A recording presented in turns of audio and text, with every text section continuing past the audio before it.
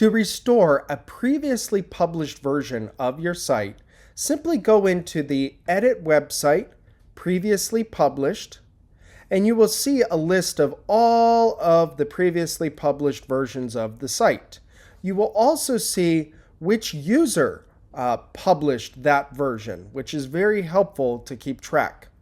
Now, it's as simple as clicking Restore, and it will restore that version. Now, when it's restoring that version, it's restoring the look of the pages.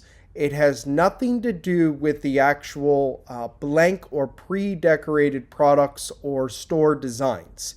It is really the look of the pages. Any updates that were made to the CSS or HTML code will also be restored. It's really that simple. Every time you click Publish, you save a version. If you come into Edit Website, Previously Published, you can restore one of those older versions of the site. It's a great tool. It makes you have more confidence in publishing the site because it's always creating that backup, and you can restore the previous version or any of the previous versions very easily.